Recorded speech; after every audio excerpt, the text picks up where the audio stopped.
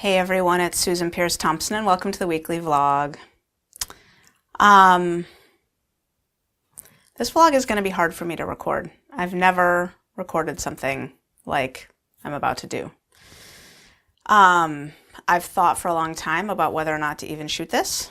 And I almost didn't, but there were a couple things that push me over the edge that I really need to say. So I decided to go ahead and shoot this. I'm going to say in advance that I'm aware that this vlog is going to break some hearts and upset some people. I'm also aware that it might stir some controversy that takes some time for me and my team to settle down in our online communities. And that's why I almost didn't shoot it. But again, at the end of the day, the reasons for shooting it outweighed the reasons for not shooting it. So with all that said, you're probably wondering, oh my God, what's she going to talk about?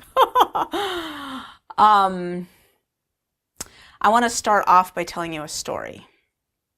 It's a true story. A few months ago, I don't actually know how many months ago, a few months ago, the weather was nice, so it must have been more than like 4 months ago. A few months ago, I had a friend visiting from out of town, and she was here to stay with me. She wasn't a good friend. I'd met her before in person once, and we'd been communicating by email other than that, because she lived overseas. And we had a project that we wanted to do together. And so we'd met for lunch once and got along so well, and over email and telephone, I'd gotten to feel really just close to her, and I was so excited when she said she was going to come stay. So she stayed at my house for several days with my kids and played her guitar to my kids and, met my husband, and we all just had a beautiful, beautiful visit together.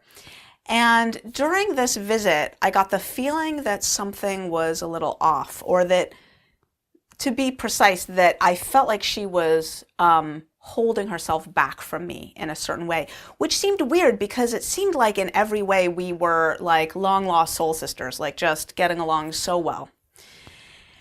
And it had to do with her personal relationships. Is like I felt like as we were talking, because we were together for days and I cleared my calendar, so we spent a lot of really intense time together.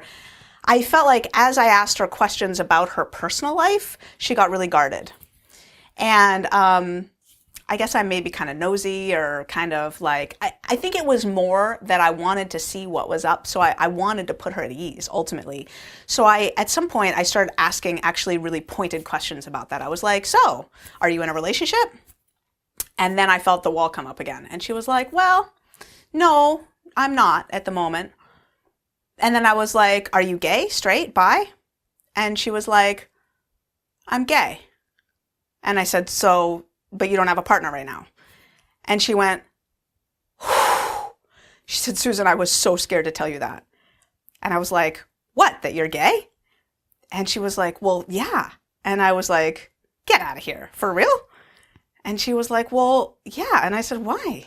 Why? Did you just come out or something? And she was like, no, well, I know that you're a Baha'i, so I just didn't know how that would be received. Like, I didn't know if I'd still be welcome at your house. I didn't know if you'd want me to meet your kids. Like, I just didn't know, And I was speechless. I was like, wow. Well, actually, I wasn't speechless. I think what I said is, oh, baby, you got to be a lot more than gay to count as like racy in my book. And she laughed. And that broke the ice. But, inside I was speechless. Like inside I was like, oh my gosh. And I started to think deeply, if I were gay, I would know what every religion in the world said about homosexuality, for sure. And,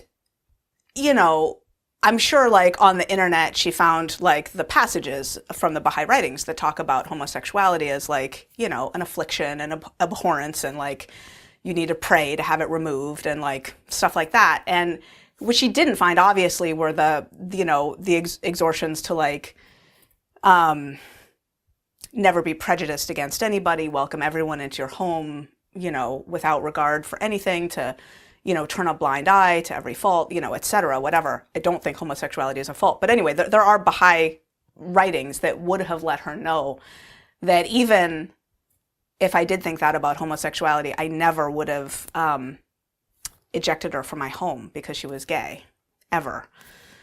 And my heart is racing because these are such controversial topics to talk about. Politics and religion are not topics that we grapple with in Bright Line Eating because they're so contentious and so divisive. And in Bright Line Eating, they're irrelevant. Like, we in Bright Line Eating are blind to all of these matters. We just want to love you as you get happy, thin, and free. We just want to welcome you, no matter who you are, where you come from, welcome you into our fold. And so I think made a mistake in the early days of doing Bright Line Eating by telling people that I was a Baha'i, because it's now created the need for this vlog now to tell you that I'm no longer a Baha'i. On March 22nd of 2018, I withdrew from the Baha'i faith. And that is exactly 20 years to the day since I declared as a Baha'i. I was 23 when I declared on March 22nd, 1998, and I'm 43 now. So this was about a month ago that I withdrew from the faith.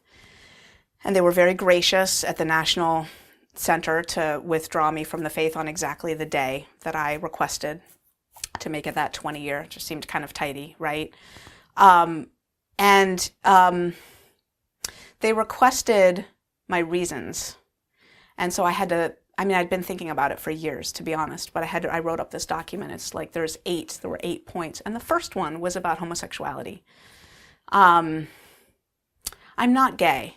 I used to identify as bisexual as a teenager. I don't really anymore. I'm pretty, on the Kinsey scale, I forget which way it goes, but from 1 to 7, if 1 is, I forget which way it goes, but if, let's say 1 is completely gay and 7 is completely straight, I'm probably a 5. Like, I'm pretty heterosexual. But I believe, scientifically speaking, that homosexuality is present in the majority of cases by birth. And I don't believe that people should be trying to pray it away. I don't think that that works. And I don't think that that's what people should be trying to do. And I was raised in San Francisco, 4 blocks east of Castro Street. And I used to dance to gay pride, festivities on Gay Pride Day. And my neighbors died of AIDS when I was a kid. I was raised near the Castro district in the 1970s and 80s. And before AIDS was called AIDS, when it was still thought to be the gay cancer, like, my neighbors were dying of AIDS. And the identity of being gay and the culture of being gay, and like, gay people are far more disproportionately represented among my closest friends, like my inner circle, than heterosexual people. That doesn't mean I have more gay friends than straight friends, but if you look at the percentages of the population, overrepresented in my inner circle. Because I just kind of, I'll talk maybe a little bit later in the vlog about why that might be, but anyway, the thought that someone who is gay would think that I thought that about homosexuality is one of 8 reasons why I've withdrawn from the Baha'i faith. I'm not going to talk about all the others because it's my business, and I'm not here to start controversy or to break hearts or to, cast aspersions or to sow seeds of doubt in anyone else's mind. Like, I've gone through my own private journey. The one other one that I do want to talk about is the one that ties this vlog back to Bright Line Eating, because I think it's a really important point. And I think it is one that relates to what we do here at Bright Line Eating and relates to how to think about this Bright Line Eating journey. And it relates to the subtleties of how Bright Line Eating is different than other types of food programs you can do, particularly 12-step food programs that will potentially provide the same type of transformation. So, there are theories of adult development. Human development used to be historically child development. And then Erik Erikson came along and provided the first comprehensive picture of adult development with stages of development that went all through adulthood. And in the modern times, Robert Kegan from Harvard University proposed a theory of adult development that has several stages of adult development, but I want to talk about two of those stages in particular. There's the socialized mind and the self-authoring mind. And there's a stage beyond that. Most people don't get to self-authoring mind. Most adults stay at socialized mind. In socialized mind, you're getting your cues for right and wrong, for how to behave, for how to think about things from your environment. And that could be from your religion. It could be from your politics. It could be from your family. It could be from your school. It could be from your neighborhood. It could be from the TV that you watch. But you're getting your cues for what to think and how to believe and what's right and wrong from these structures that are around you. And if you, of course, belong to a religion, that's going to be an incredibly strong source of guidance for what to think and how to believe and what's true and what's right and wrong. Socialized mind. Most adults live there. And to the extent that you're drawing from good sources, it can be just fine, you know. To the extent that the people around you are bigoted or racist or, eating all kinds of crappy, unhealthy food and thinking it's fine and, that they just need to keep taking these pills for their diabetes. To the extent that you're surrounded by influences that are less than stellar, less than healthy, staying in socialized mind is not going to be a good thing. It's going to hurt you. The next stage of adult development, as Robert Kegan proposed it, is self-authoring mind. And self-authoring mind takes the onus for evaluating and brings it inside and turns up the dial on it so that you can still kind of take a look at what your neighbors and family members and everybody around you is doing, thinking, believing, and whatnot. But it's all got to be raked through with a fine-tooth comb to say, do I believe this? Is this right? Is this wrong? What do I think about this? Is it helpful? Is it kind? Is it on track with what I believe? I believe. And the self-authoring mind continually recreates itself as it determines truth from falsehood. Now, it's interesting, in the Baha'i faith, there's a principle called the independent investigation of truth. And it says in the Baha'i writings that God gave each of us incredibly rich powers of discernment to decide for ourselves what's true and what's not true. I love that, the independent investigation of truth. That's self-authoring mind. Now, the 8th point in the document that I wrote about why I'm leaving the Baha'i faith is, after I started learning more about the Baha'i faith, I realized that it's not really practiced there actually in that way. Maybe by some Baha'is on a case-by-case basis, but the writings themselves don't really allow it, because what's happened in the Baha'i faith is Baha'u'llah, this prophet, wrote about 100 books, sat in prison for most of his life and wrote books, and then his son got the baton passed him, and the idea is that everything that his son now wrote was the unquestioned authoritative interpretation.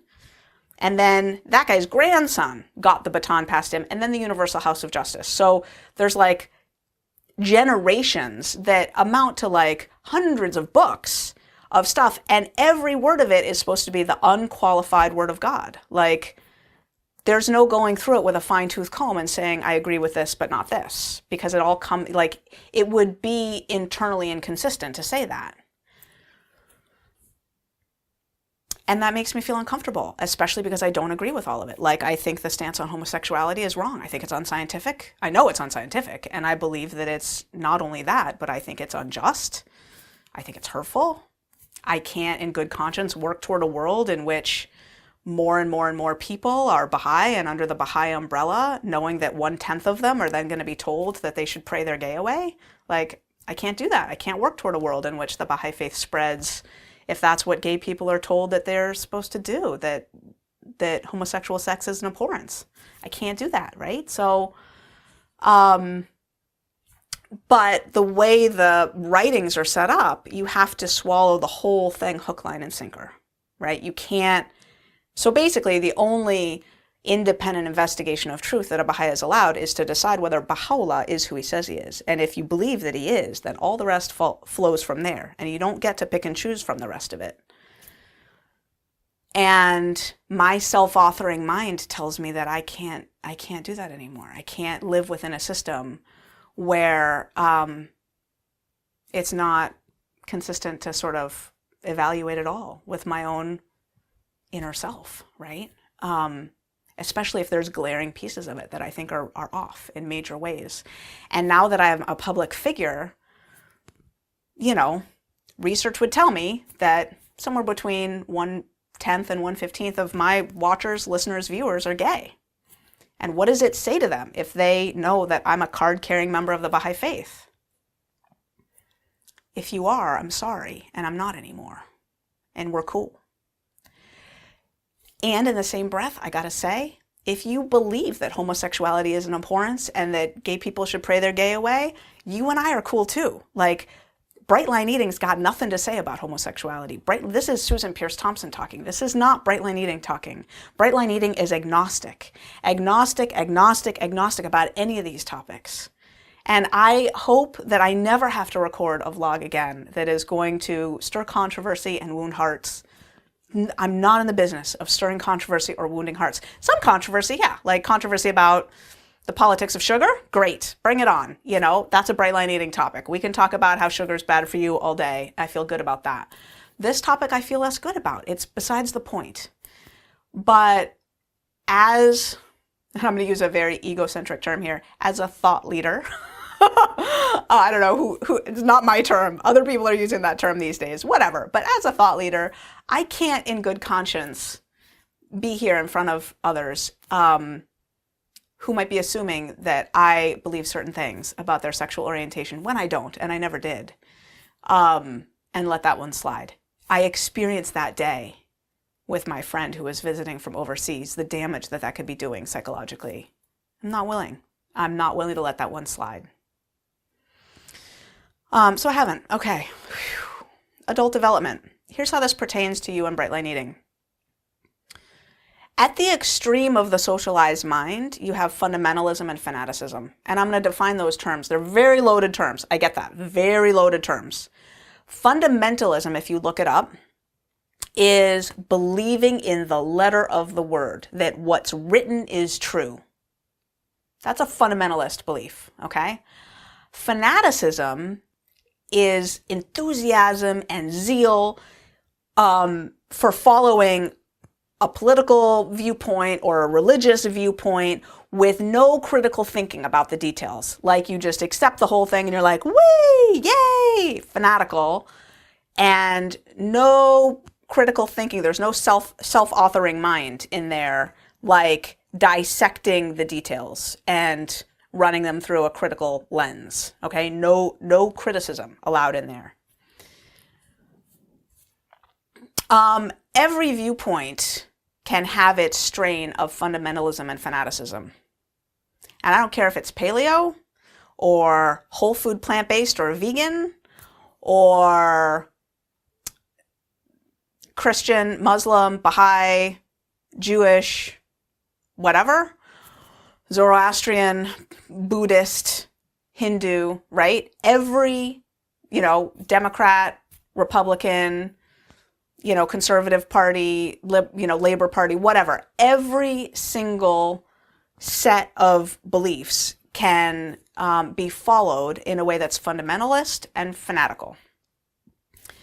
And certain sets of beliefs encourage that in their very formulation. So if the set of beliefs says, has any part of it that says, here's why you can't question any of this, this all has to be swallowed hook, line, and sinker, then it's leading you toward fundamentalism and fanaticism, right? Because there's some kind of reason why the whole thing, and religion tends to be this because it says, because it's all from God, right? If the person that you believe has the straight line to God put all this together, then you have to follow it all hook, line, and sinker. Like you're internally inconsistent if you don't, right? For this reason, I doubt that I will ever join a religion again. I may. And my self-authoring mind says, I'm not going to close my mind to any of it. Like, okay, whatever. I might in the future. I doubt it though. Like, I feel a little bit, it's been hard enough to, unenroll from the faith I joined 20 years ago. A faith that, by the way, I still believe is doing beautiful things. And, a lot of my family are still members of it. Even though I joined, I have family members. I joined when I was 23, but I do have family members that joined after me, and my husband and all these other people. Like, the Baha'i faith is, it's a beautiful religion. And I agree with about 80% of it. Like, I've benefited so much from the wisdom in it. And there are principles of education and equality of women and men and independent investigation of truth and the harmony of science and religion that I believe in. Let's go back to fundamentalism and fanaticism, though. In our bright line eating journey, I've given you a set of bright lines. Already we're on our way to fundamentalism, right? I've given you a list of foods that are on the yes list, a list of foods that are on the no list. I've given you specific instructions for how to prepare your food.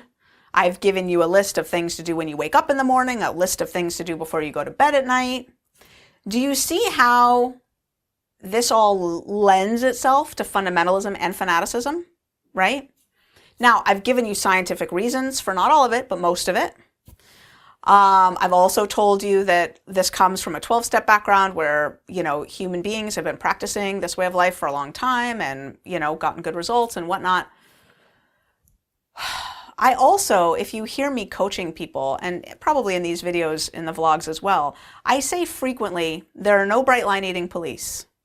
Do what makes you free. Do what gives you peace.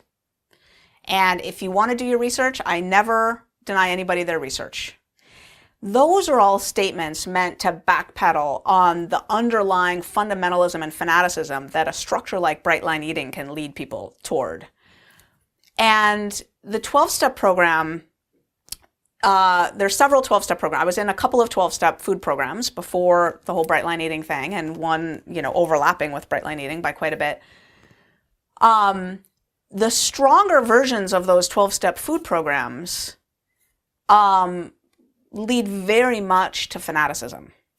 Not fundamentalism, because they don't have it all written down per se, but fanaticism, like enthusiastic zeal unchecked by critical thinking over the particulars. And that fanaticism, in my opinion, it hurts people. It hurts people. It leads to sponsors telling sponsees, you need to leave your other 12-step programs. You shouldn't be in any therapy. You need to get off your medications. You shouldn't marry that person. You shouldn't have another baby. You blah, blah, blah. You can't go on that vacation. I don't want you working the steps that way with that person, etc. Every single one of the things I just said is guidance that I know of sponsors who have told sponsees. It feels, in my mind, unethical, sometimes bordering on criminal, unwise at the very least, and none of their business most often. But it's the sort of fanaticism that goes into thinking that you know the way to recover from food addiction, and if someone doesn't do it your way, they're not being willing and they're not surrendered. So why would it be that way? Why would such a large group of people who are generally so connected with God and so heartfelt in their desire to do God's will, be passing on guidance like tinged with this fanatical zeal that leads to such bad advice so often? I believe the answer lies in the disease that we're facing in the first place. Food addiction is a tricky beast. If you have food addiction, then you might be nodding right now going, yeah, it is. It's tricky, right? Because the food addict mind wants you to slip up and get right back into the sugar and flour. And it's going to use trickery and machinations to get you to do it. And what that means, and it's going to talk to you in your own voice. I cover this in my book. It's going to talk to you in your own voice and be incredibly convincing at your weakest moments.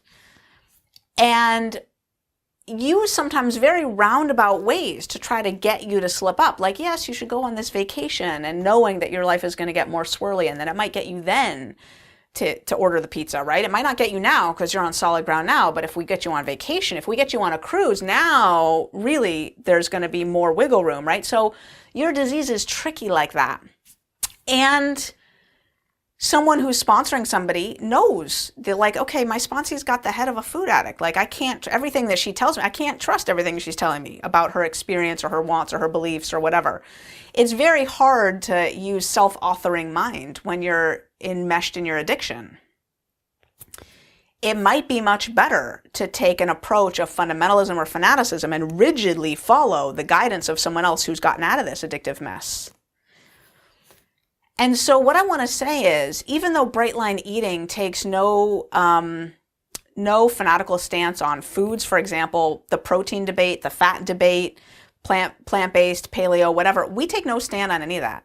We're neutral to all that. You can follow any of those, philosophies and do bright line eating. And our communities are safe for you. Like, we're neutral to all that.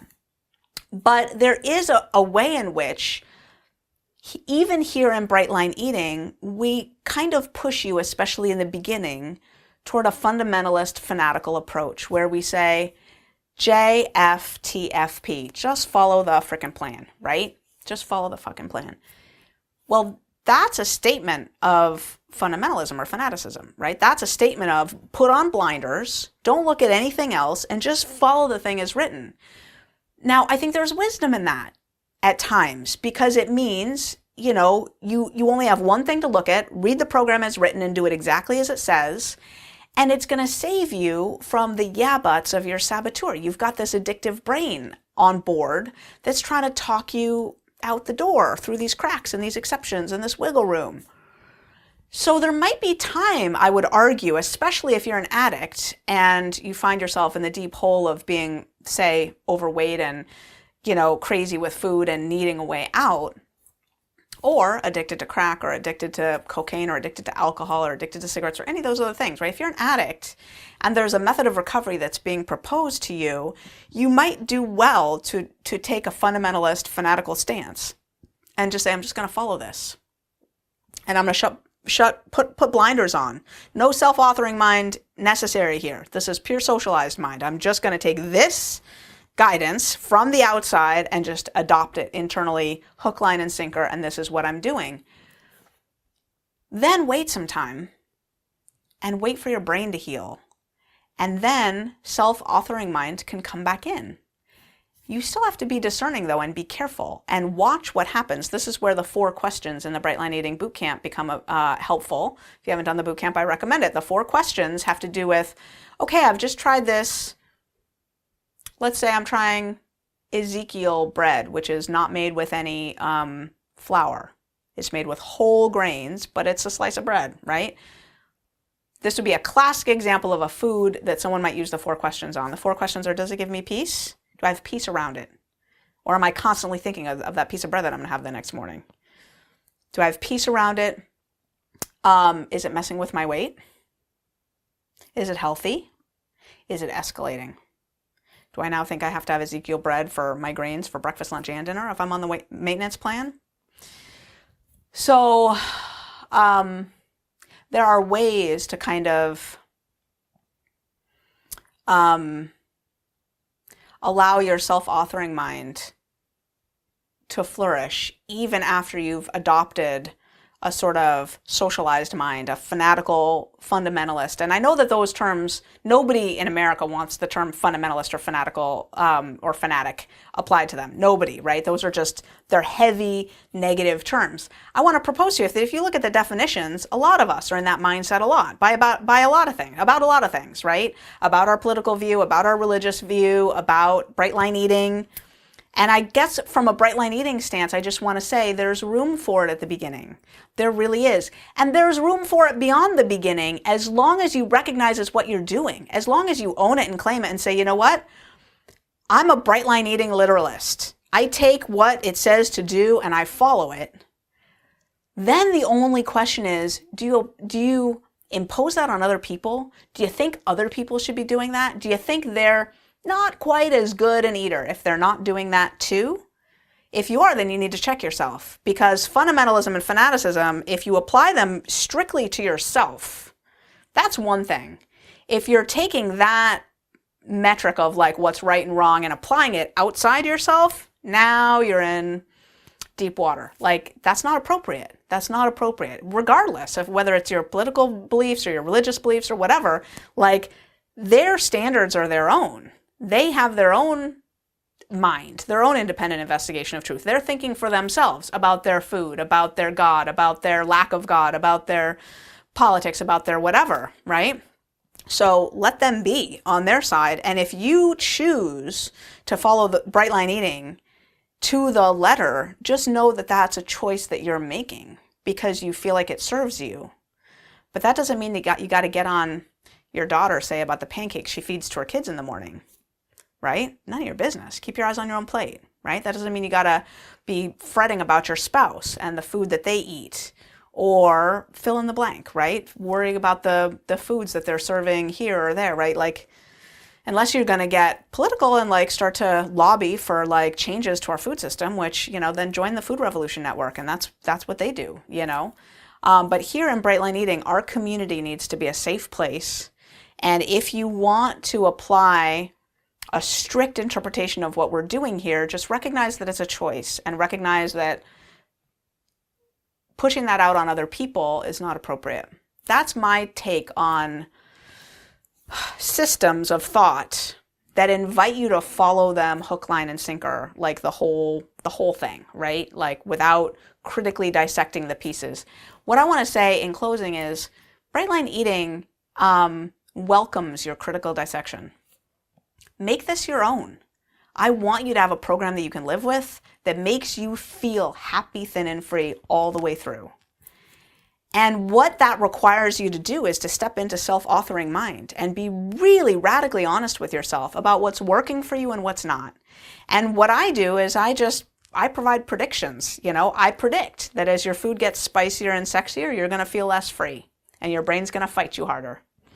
See if it's true for you. See how, I get that spicy, sexy food tastes better. So see how much you can push it before you start to get into the point where it's not serving you anymore. Do your own research. Kick the tires.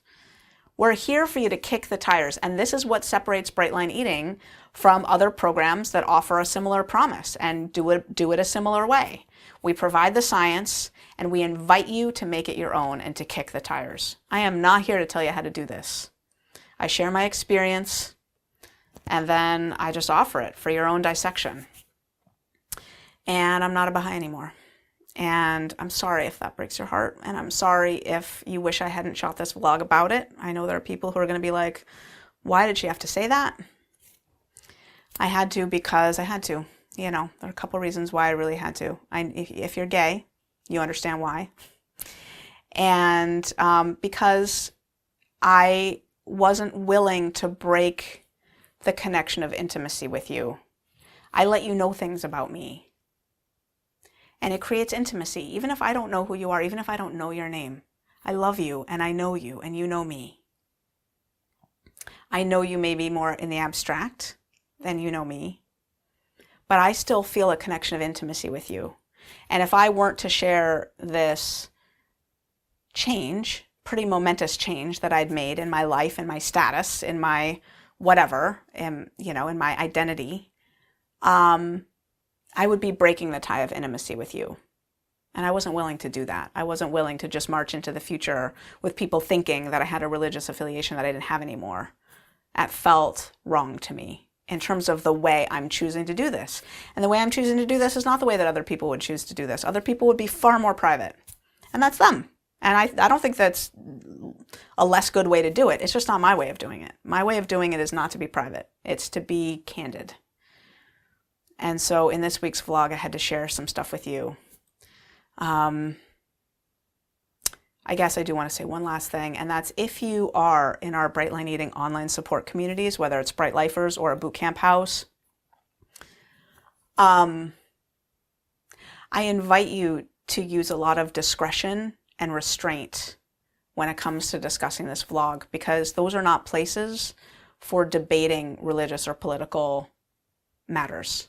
Those are places that are meant to be kept safe for people to link arm in arm in the things they have in common and share the Bright Line Eating journey together. So before you go posting anything in one of those communities that could be incendiary or whatever,